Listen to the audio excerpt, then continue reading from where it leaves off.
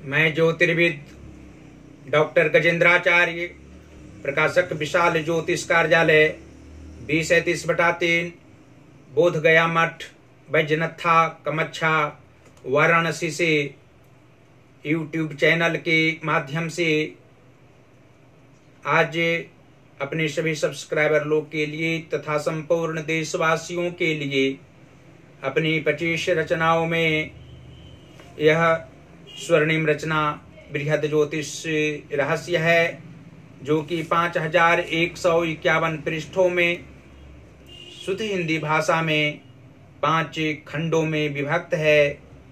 इस ज्योतिष महाग्रंथ बृहद ज्योतिष रहस्य के अंतर्गत आप लोगों को जन्म कुंडली के पंचम भाव में सूर्य एवं चंद्र ग्रह को बैठने का फल स्पष्ट शब्दों में मैं दर्शाने जा रहा हूं। जन्म कुंडली के पंचम भाव में सूर्य तथा चंद्र के मेल से पूरी जिंदगी हर्षोत्साह पूर्वक जातक व्यतीत करता है। साथ ही पुत्र सुख, शारीरिक एवं आर्थिक सुख के साथ साथ भाग्यवान होता है। उसे परमार्थ से भी धन प्राप्त होता है। पत्नी को गर्भवती होते ही भाग्योदय हो जाता है। अशुभ स्थिति में संतान का विरोध सहना पड़ता है। सरकार से अपमानित होकर उसे जेल की सजा भुगतनी पड़ती है। आयु के 21वें वर्ष से लगातार 2.25 वर्ष तक सूर्य की पूजा व आराधना नित्य दिन सुबह में करना अत्यंत ही लाभप्रद रहेगा। पंचम भाव के स्वामी बृहस्पति को होने से तथा यहाँ सूर्य व चंद्र को एक साथ मेल से जातक को मध्यावस्था से संघर्ष कदापि नहीं करने पड़ते हैं। धर्म के प्रति विश्वास तो सदैव ये जातक रखते हैं, परंतु 42वें वर्ष की अवस्था से हर प्रकार से ईश्वर में पूर्ण आस्था रखने वाले ये जातक मृत्यु पर्यंत अपने पुत्र सभी को धर्माचरण की प्रवृत्ति प्रदान करने में गौरवान्वित महसूस करते रहते हैं। इनके बच्चों में सद्ज्ञान ये दोनों ग्रहों के प्रभाव से निरंतर विद्यमान रहता है। उच्च शिक्षा ग्रहण अवश्य ही पिता के माध्यम से इनकी संतानें करती हैं। विशेष रूप से सूर्य यहाँ जातक को धर्मनिष्ठ व कर्मनिष्ठ बनाने में पूर्ण सहायक सिद्ध होते हैं। और स्पष्ट शब्दों में हम कह सकते हैं कि जन्म कुंडली के भाग्य भाव के स्वामी यदि मंगल ग्रह हों कुंडली में तथा धन भाव के स्वामी बुध ग्रह हों, तो पंचम भाव स्थित सूर्य एवं चंद्र के प्रभाव से जातक को भाग्य में रुकावट मध्यावस्था के उपरांत कुछ समय के लिए आता है और वृद्धावस्था में फिर उत्तम सुख पारिवारिक क्षेत्र में जातक को प्राप्त होते हैं। विवाह के उपरांत अधिक समय तक सुखमय जीवन रहा करता है। भाग्योदय होने में किसी भी प्रकार की कठिनाई की सामना नहीं करनी पड़ती है और धन की स्थिति व्यक्तिगत रूप से उत्तम रहती है। जीवन के हर भाग में धनोपार्जन करने वाले ये जातक होते हैं। धन का अभाव किसी भी काल में नहीं रहता है। जन्म कुंडली के कर्म भाव के स्वामी यदि शुक्र ग्रह हो तथा मातृभाव के स्वामी मंगल ग्रह हो कुंडली में, तो पंचम भाव स्थित सूर्य एवं चंद्र के प्रभाव से जातक को कर्म निष्ठता अवश्य ही प्रत्येक काल में रहा करती है। मानसिक तनाव की सामना करने पर भी सुख का अनुभव आत्मिक रूप से जातक करते हैं। मातृ सुख प्राप्त होता है। माता की सहायता से जातक का भाग्योदय सही रूप में होता है। माता को मृत्यु के समय शारीरिक कष्ट अवश्य होते हैं, लेकिन आध्यात्मिक क्षेत्र में इनकी माता की अभिरुचि सदैव रहा करती है। एकादश भाव के स्वामी यदि कुंडली में बुध ग्रह हों तथा पराक्रम भाव के स्वामी शुक्र ग्रह हों तो पंचम भाव स्थित सूर्य एवं चंद्र के प्रभाव से जातक को कर्म करने में अभिरुचि सभी काल में रहा करती है। लाभ की संभावना किसी भी काल में रहना स्पष्ट है। जीवन के पूर्वार्ध भाग तथा उत्तरार्ध भाग में भी लाभ कमाने वाले होते हैं। पराक्रम की भावना इनमें रहा करती है। भ्रातृ सुख इन्हें प्राप्त होता है।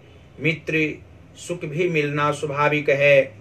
और सप्तमेश यदि कुंडली में शनि ग्रह हों तथा लग्नेश सूर्य ग्रह हों कुंडली में तथा पंचम भाव स्थित सूर्य एवं चंद्र एक साथ विराजमान हों तो जातक भाग्योदय स्वतः अपने बुद्धि विवेक से करने वाले होते हैं। पारिवारिक क्षेत्र में सुख प्राप्त होता है। पति पत्नी का सुख भी प्रेम पूर्वक प्राप्त कर सकते हैं। धन का अभाव पारिवारिक क्षेत्र में भी नहीं रहा करता है। शारीरिक क्षमता इनमें अत्यधिक अनुकूल वृद्धावस्था तक रहा करती है।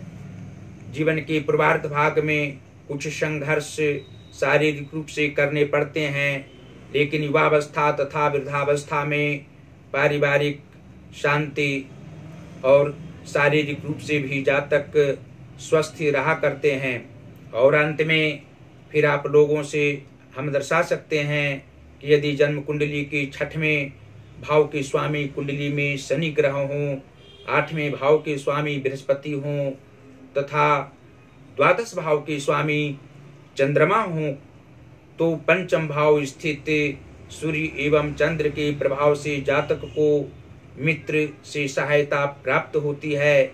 इनकी अच्छे मित्र हुआ करते हैं। इनकी अच्छी आयु होती है। वृद्धावस्था में भी मृत्यु होना लाजमी है। धन का अपव्यय ये जातक करने वाले नहीं होते हैं। और अंत में फिर आप लोगों से हम दर्शा सकते हैं कि यदि उच्च भावों में नीच ग्रहों का वास हो और यदि नीच भावों में शुभ मार्गी ग्रहों का वास हो तो सूर्य एवं चंद्र के प्रभाव से जो अहितकारी समय कुछ समय के लिए आता है उसके लिए भगवान शिव की आराधना जातक को अवश्य ही करनी चाहिए। सूर्य की आराधना भी करने से उत्तम फल प्राप्त होता है। ओम घृणी सूर्याय नमः इस मंत्र का जप प्रत्येक दिन सुबह में 1 माला या 3 माला का जप जातक यदि करेंगे तो अवश्य ही शारीरिक मानसिक एवं आर्थिक सुख समान रूप से सभी अवस्थाओं में प्राप्त होंगे और अन्य प्रकार की परेशानी से निजात मिलना भी स्वाभाविक बात होगी। अंत में फिर इस ज्योतिष महाग्रंथ को मंगवाने के लिए अवश्य कहेंगे। इसको मंगवाने से आप लोगों को नाना प्रकार के सुख प्राप्त होंगे। इसके अध्ययन से आत्मिक शांति प्राप्त होगी। ज्योतिष शास्त्र का ज्ञान प्राप्त होगा। इसको मंगवाने के लिए आप लोग हमसे संपर्क कर सकते हैं। पहला संपर्क का नंबर है जो व्हाट्सएप नंबर है 94 51 22 87 और 47। दूसरा नंबर है जियो का नंबर है 88 40 76 17 और 92। हमारी सभी रचनाओं को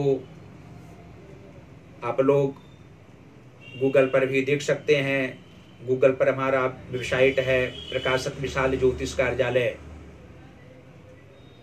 इसको आप सर्च करेंगे, वेबसाइट को सर्च करेंगे तो अवश्य ही ऑनलाइन हमारी पुस्तकें मिलेंगी, रचनाएं अन्य सभी मिलेंगी। आप लोग इससे अवश्य ही ज्ञान प्राप्त करेंगे। हमको आत्मिक खुशी होगी और हमारी वीडियो को लाइक आप लोग अवश्य करें। जो हमारा ज्योतिष महाज्ञान चैनल है उसको सब्सक्राइब करें, घंटे का बटन भी अवश्य दबाएं, जिससे हमारी वीडियो तत्काल आप लोगों के पास पहुंच सके।